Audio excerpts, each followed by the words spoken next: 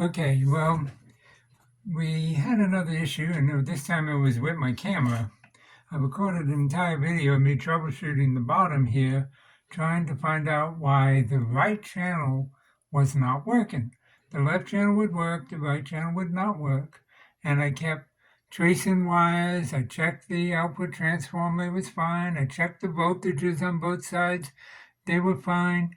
Finally, something told me, check the cathode bypass resistor, check the voltage across that resistor there.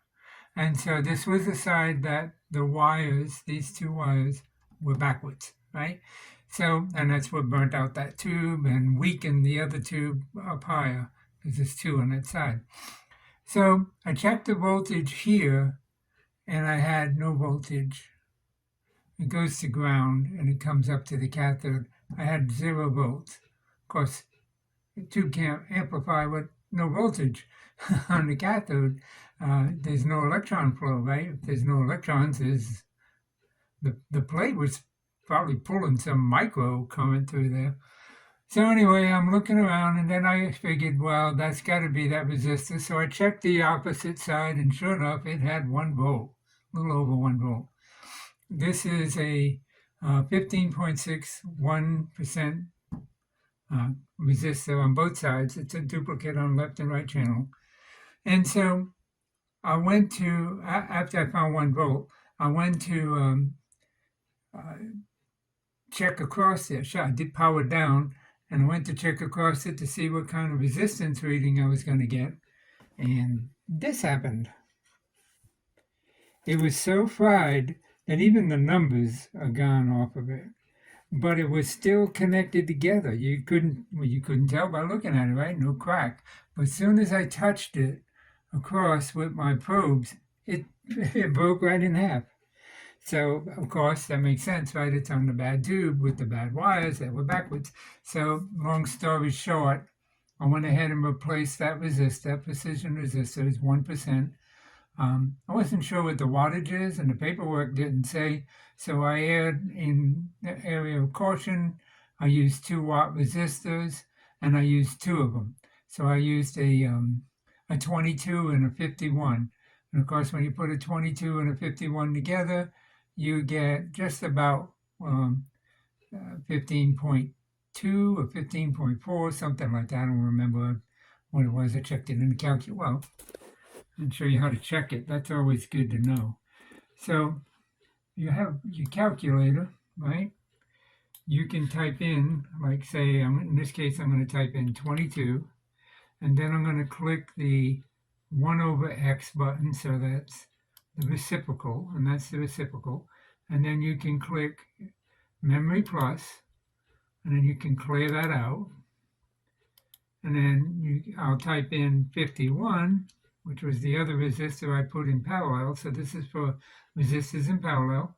And then you can click the reciprocal, and then click memory plus again. Now that added the 2 reciprocals together in the memory of the calculator. So I can clear these. I can go back to the memory in the calculator. There it is, and we want the reciprocal of that, because resistors in parallel is the reciprocal of the sum of the reciprocals. So we go back 15.36 or 15.37. The original one was 15.6, but they're 1%. So if I do times, or better yet, plus 1% equals, and we're there. I mean, that's close enough, right? It's a cathode bypass resistor. So anyway, I checked the voltages across it, and they were fine. If I go with, and here's the other thing you can do. You can look at the original resistor, which was 15.6. So if I put 15.6, and then I do minus, so 15.6 minus 1%, 1%. Time for me to do this on the monitor. Okay, minus 1% equals 15.44. So we're within 1%. We're in the range, and that's all that mattered.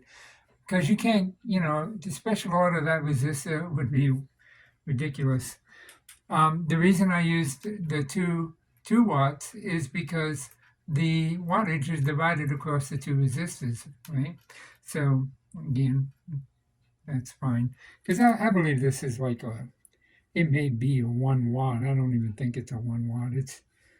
That's it inside. This is just a case around it.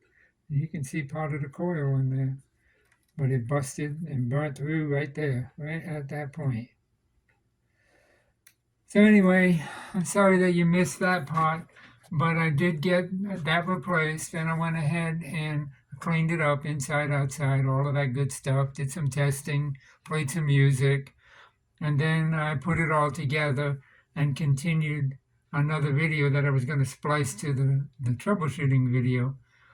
So that video did come out. So the next thing you'll see is it back in the case and playing. So thanks for watching. Hey, here it is, back in its case, sporting new screws, nice shiny job on the case, new cord, a couple tubes, new filter caps. Okay, my phone is losing connection, but you heard it playing, and that was at 73 volts, so it's fine, it's running great. If this would connect, we could turn up the volume, you get to hear it better, but it's not going to want to connect. It's hard to get a connection in this building. Wi-Fi. Anyway, there it is. Okay, got a connection again. So we're up and running. I bring the voltage up where it belongs.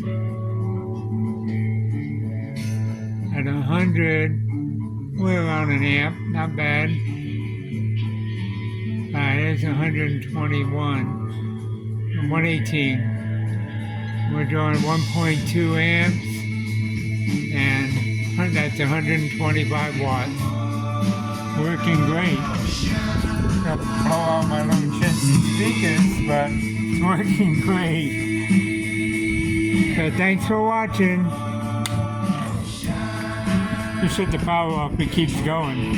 And that's the filter capacitors driving the unit. Isn't that amazing? Look how long it takes before it shuts down. That means that they hold the voltage, so when you're working on these things, you got to be careful.